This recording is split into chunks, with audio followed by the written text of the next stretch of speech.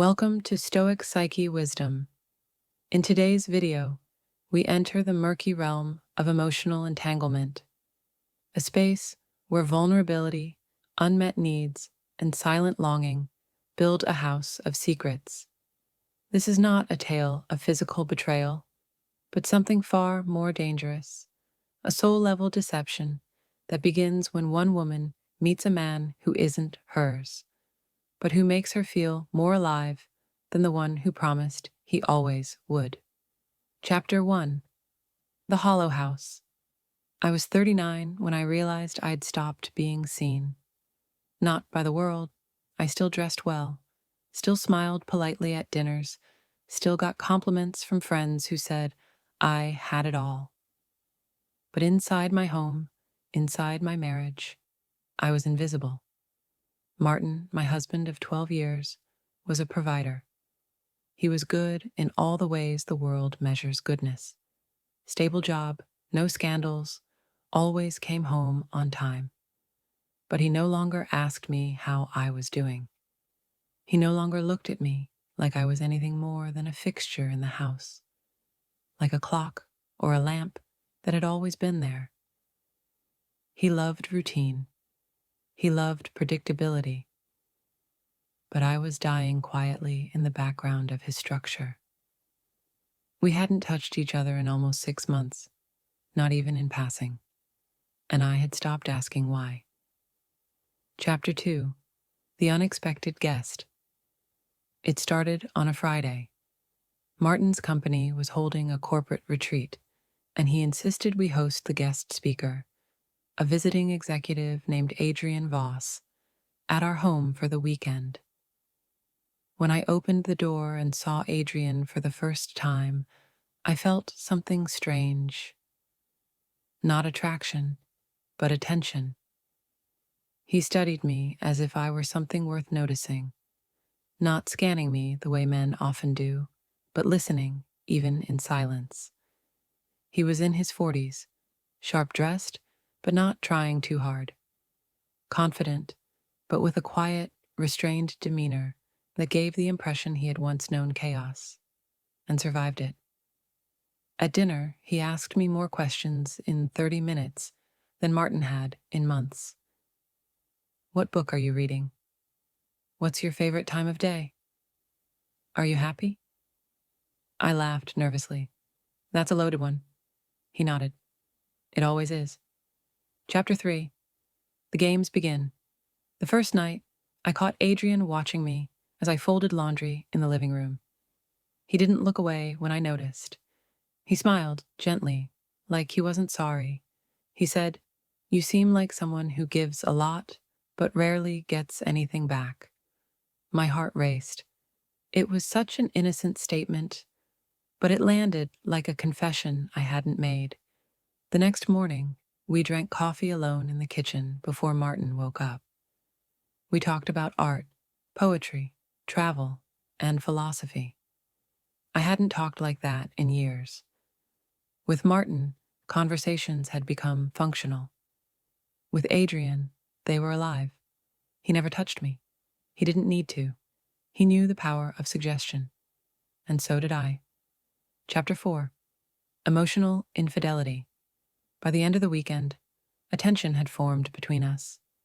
Not sexual, not even romantic in the conventional sense, but intimate, too intimate.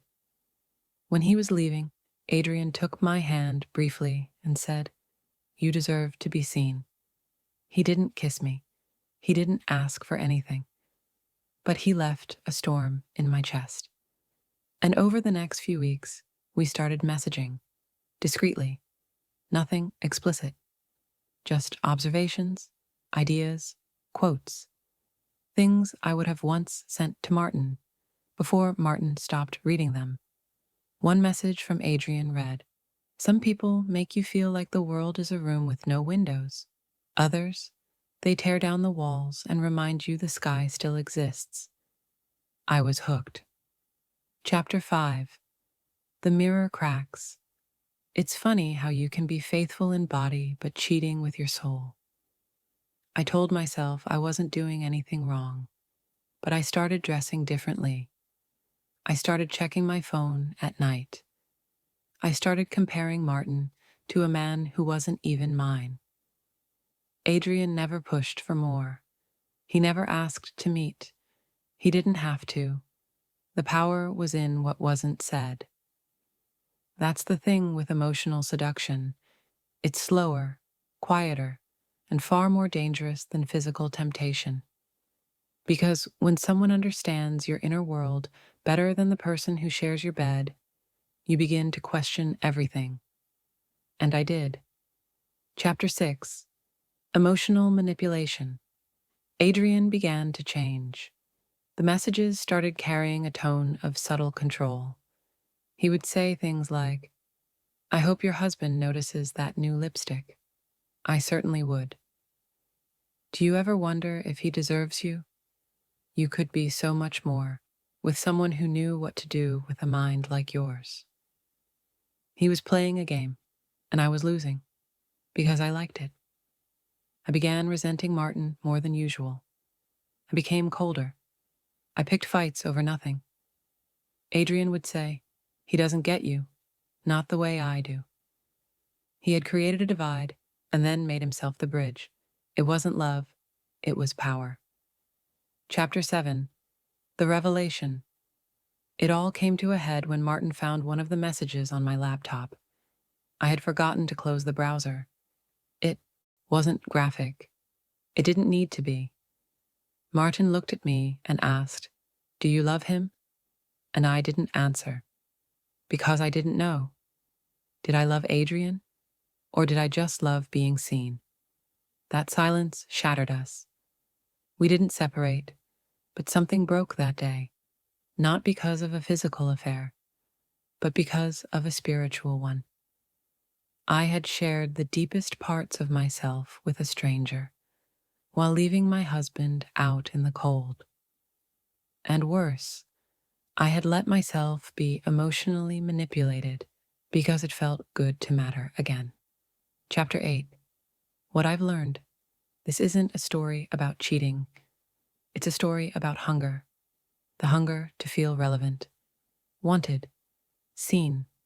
Adrian never touched me, but he changed me because he taught me how starved I'd become for emotional intimacy, but also how vulnerable I was to anyone who offered it. And that's the warning I want to leave with you. Not every betrayal is physical. Some of the worst ones are emotional. If someone makes you feel alive again, ask yourself, are they giving you life?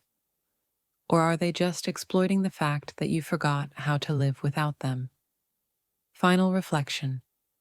Welcome to Stoic Psyche Wisdom.